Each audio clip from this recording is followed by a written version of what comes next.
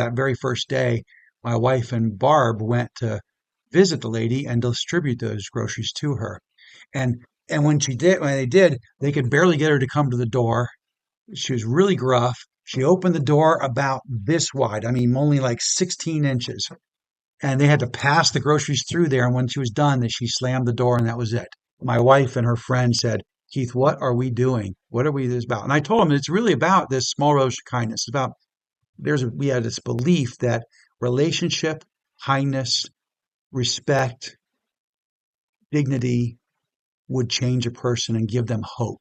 Fast forward now to 6 months from then, 7 months from then. I'm delivering to her regular on a monthly basis. And I've been noticing that the doors are opening wider, conversations are longer. And before long, she's inviting friends of mine into her house and she's telling them stories and she's opening up. Hope became alive.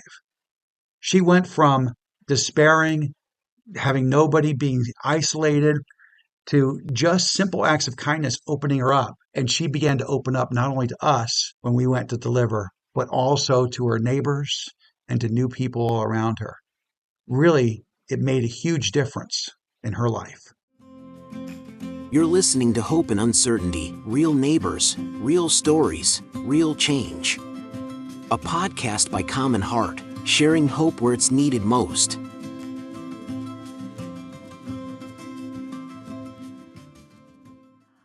Welcome to the very first episode of Hope in Uncertainty. I am Elizabeth Carpenton, Engagement Director here at Common Heart. And I'm Keith Adams, Executive Director, one of the guys that's been around since the beginning. Yes, almost 20 years. Yes. Almost 20 years. Almost. This podcast is part of our summer campaign. We want to do something different. This is a season where we share the real stories of our community and how even in the midst of uncertainty, which it seems like we're facing a lot of right now, hope is still showing up because of neighbors like you. Absolutely. We're not just talking about food here. Yeah, we're talking about dignity, relationships, stability, and change, because that's what Common Heart is really all about. Yeah, it's about more than all of those things. It's relationships. That's what keeps us grounded, and it's the reason we do everything. From the very beginning, it was a small revolution of kindness based on neighbor serving neighbor, loving our neighbors ourselves. Yeah. So Keith, take us back to that first moment. How did Common Heart begin almost 20 years ago? Well, as you say, almost 20 years ago, there was a simple idea. Truthfully, it took a little while for me to catch on. Mm-hmm. My wife and her best friend were just helping neighbors. They'd see a need, they'd meet a need. And then it dawned on me one day that maybe this thing of faith is as simple as giving a box of groceries to a neighbor in need. And so I was one of their first converts, truthfully. And it was really just this idea that maybe it's just about kindness. Maybe that's all the deal that we have to deal with. And so there's four of us that got started. Yep. Deb, her best friend Barb, and Harry, my friend, and me. And we got started as Common Heart back on July 2nd. So we're coming up on the anniversary. It was that first delivery really that started what would become this movement that we see today, this small revolution of kindness. Yeah, it was. I mean, because it wasn't, we had no idea that we wanted to start, we didn't want to start this big organization or anything. I mean, what Common Heart's become today was never in our mind. It was always just simply a neighbor helping a neighbor, serving other people.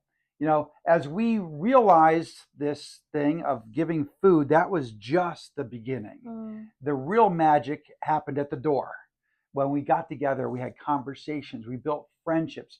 People realized that they were not alone, that they were not in this thing all by themselves. No, there were people who cared. There were neighbors who cared. And that was really the key part of this whole thing. So let's talk about where we are now. Mm-hmm. Our community is changing. Common Heart clearly has changed so much, but our community is changing rapidly. Let's talk about how we're seeing that in our community. It's hard to believe. We live here in Union County. It's a very prosperous county in North Carolina. I mean, on every chart, we're like 1, 2, 3 as far as the best outcomes of any of things. But right here in this county, we've had a 53% increase in food insecurity in just this past over 3 years. 53%. Crazy. Over 10,000 more people Mm. are hungry today than there were 3 years ago. It's pretty insane. On top of that, inflation has been an impact. Yep. Reduced SNAP benefits in the past, and threatening even more reductions in Mhm. SNAP. And then for us, the most recent blow is getting news that we were going to have 50% reduction in our TFAP food allocation. Yeah. So TFAP is the commodity food that we use primarily to power our evening pantries. It really is the backbone of our pantry network, what fills those boxes every weeknight. Absolutely. Absolutely. And when those shelves are less full, when there's not enough food here, the impact is felt immediately. Mm. Families have fewer options. Volunteers have to stretch more. And dignity gets harder and harder to preserve. We don't want anyone to feel like they're just getting scraps and leftovers. We want them to feel like they're loved and appreciated by their community. And so we want to give the best we can. And when we start to have a shortage, then we have to make choices that we don't want to have to make. Right. Then we have to cut back. We have to do something different. And that impacts our neighbors greatly, just not only in the food, but in the area of hope. Right. And in the area of what's this all about, kind of a thing. Those deeper questions, because the things are scarce. Right. And truthfully, we want everyone to feel honored. We want everyone to feel seen, because it's neighbors and not numbers that is key in what we're talking about here. That's right. It brings up a daily challenge. How do we serve more people with less government food while still keeping relationships at the heart of what we're doing? Yeah, absolutely. That's what it is. It's about keeping it all that personal. The reality is we walk a tightrope every week in doing this. We get to too many people and not enough food.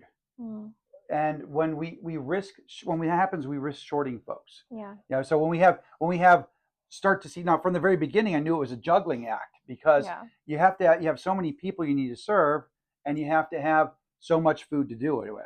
Right. And so we have to scale back too much. When that happens, people go hungry. Yeah. That's heartbreaking. It's hard, and we're doing it in a warehouse space the size of a roughly fancy 3-bedroom apartment. That's key. We're now in this space here just in Indian Trail. Yeah. We've had to scale back again, trying to conserve the very generous funds that we've received. We've focused all of our warehouse space here in Indian Trail. Right. And doing this, we've created a system that makes sure the food goes in and goes out very quickly. Yep. Okay. But somehow we have. Geez, I don't know how we've even done it. It's kind of really like organized chaos. Except for we have Jordan, and Jordan brings organization to any chaos. He sure does. And as someone who's not out in the pantry, I don't know what's going on out there, but they always seem to have it together. There's a plan. There's a system. And you were out there today. Today, y'all, it's rough out there. It is rough. Yeah.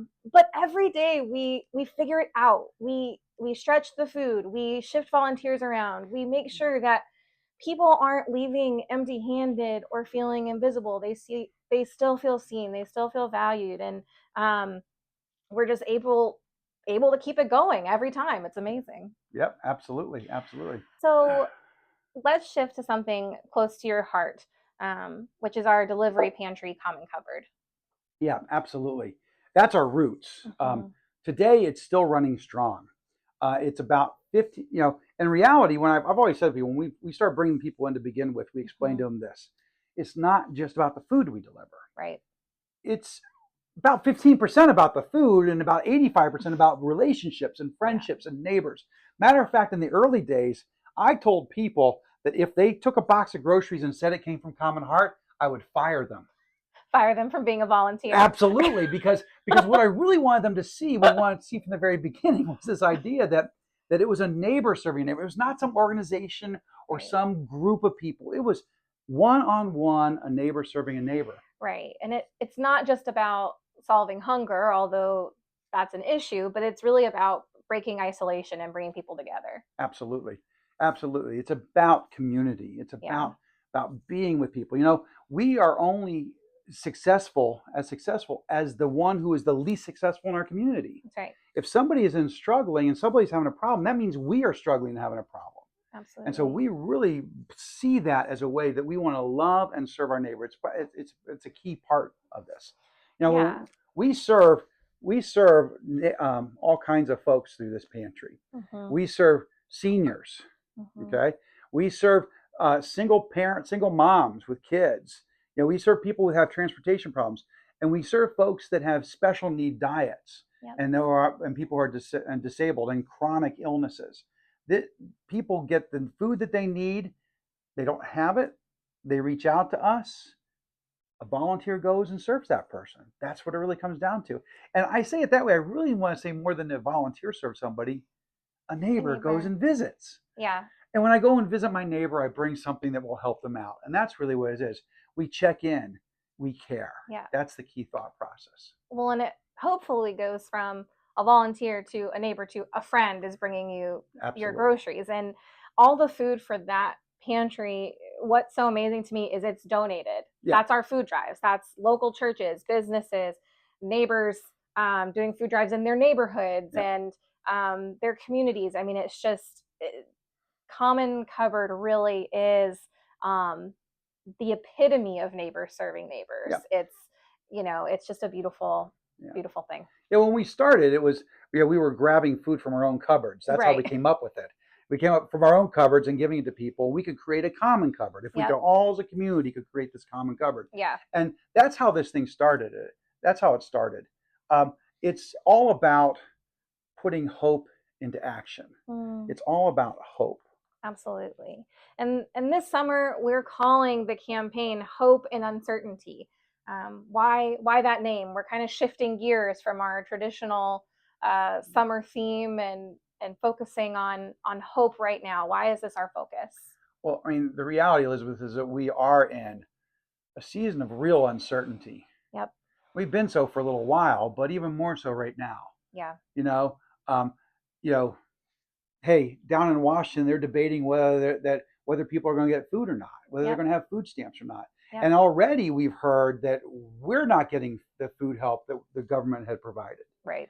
Now, and so families don't know where their food's going to come from next week if they're struggling with it. And we're not talking about people that are like welfare people, although there's nothing wrong with being on welfare. Please don't get me wrong. But we're talking about hardworking folks who just can't make it. And that they count on coming to our food pantry. They count on some food stamps in order to feed their families. Yeah. And so it creates this uncertainty. Yeah. And when uncertainty comes into the situation, hope is often the first victim.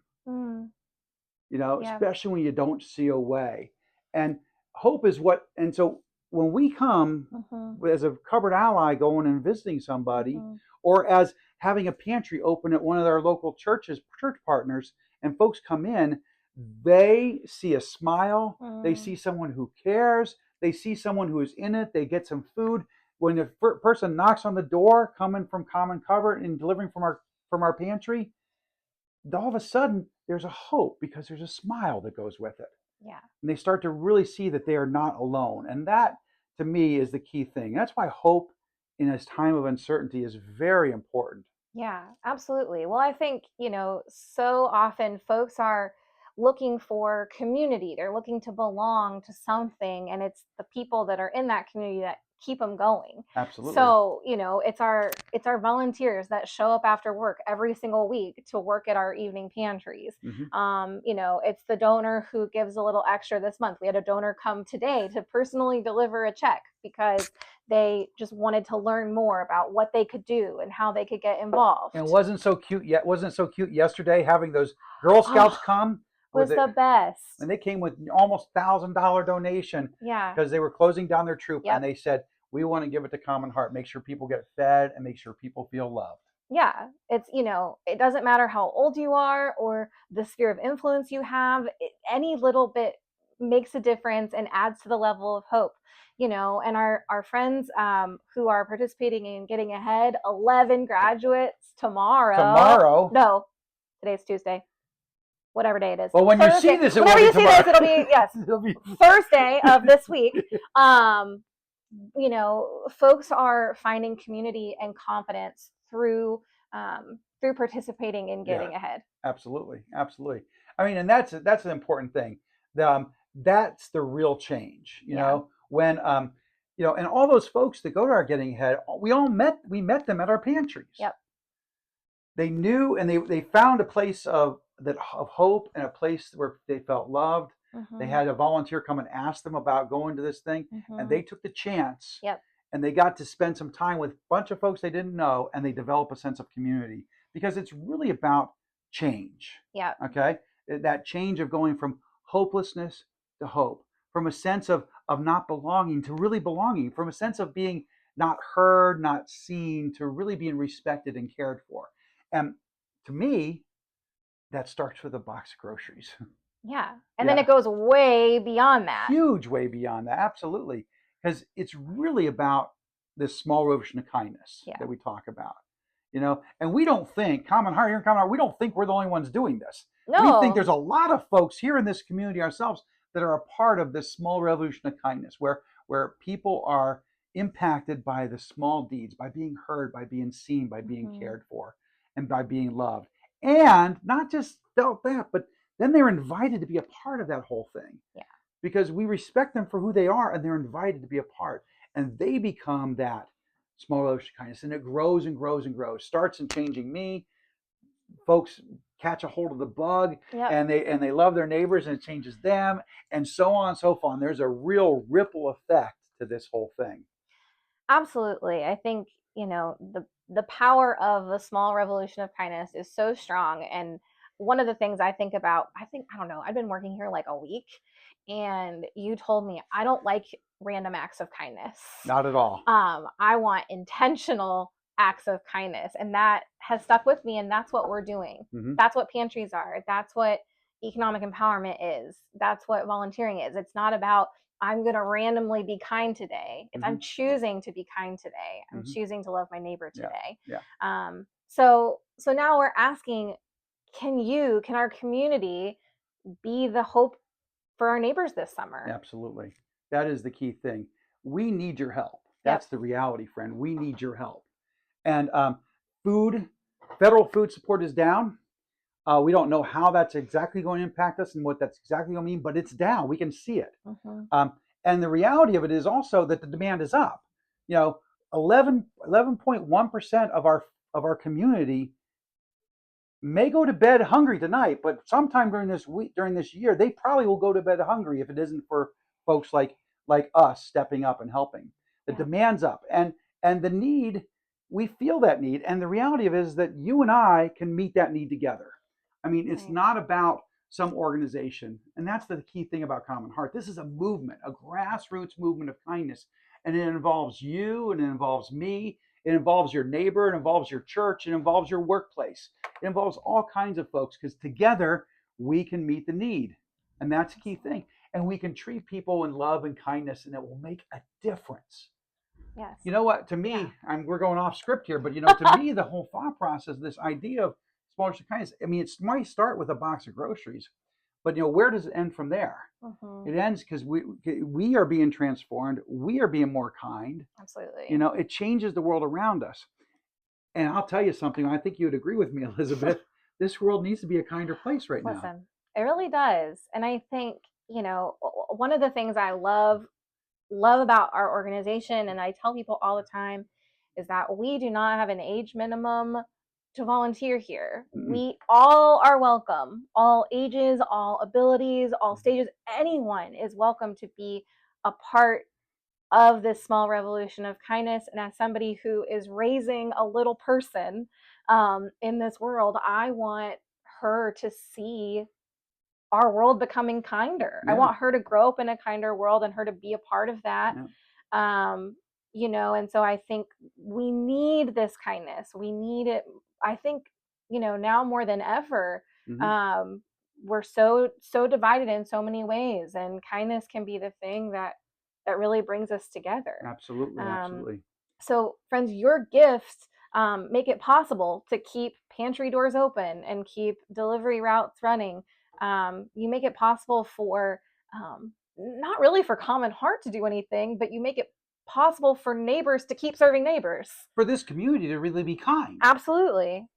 Yeah, it's an important thing.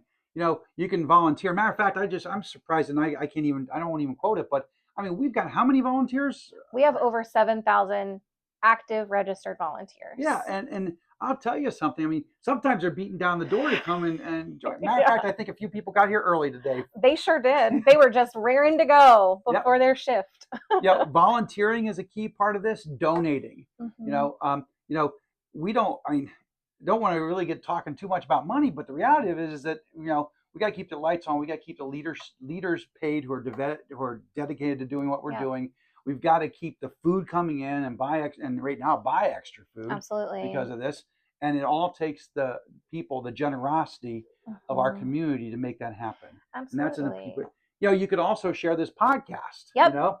Share it, like it, share it, spread it along, because you are the hope. You are the hope. That's right. It's just, there's nothing too small. No act of kindness. No.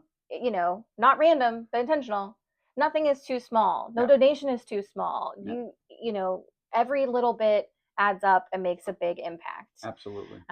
So next week, we are going to talk to a volunteer and a pantry guest about what it's like to be on both sides of the food box. What it's like to be giving and what it's like to be receiving. Mm-hmm. I'm looking forward to it. Yeah. We'll also talk about how those evening pantries work behind the scenes and why they're more than just food. Even those are more than just the food we provide. There's so much that goes into every little thing. And even though we talk about, Common Cupboard being our relational pantry, they're all relational pantry. Yeah, absolutely. So we're excited to keep having these conversations every week throughout the summer. We'll have guests, so you won't have to just be stuck listening to me and Keith every time. There you go. Because if you know us, you're pretty good at this. Oh, thanks. You're pretty good at it too. This is my COVID era ministry training, coming back into doing everything on video. But friends, please be sure to share, subscribe, leave a review. We're still navigating this podcast thing, but you can be on the journey with us. You can find all the links to the podcast at commonheart.org/podcast, as well as learn more about us and how you can get involved at commonheart.org. Absolutely. Yeah. Till next time. See you then. See you later.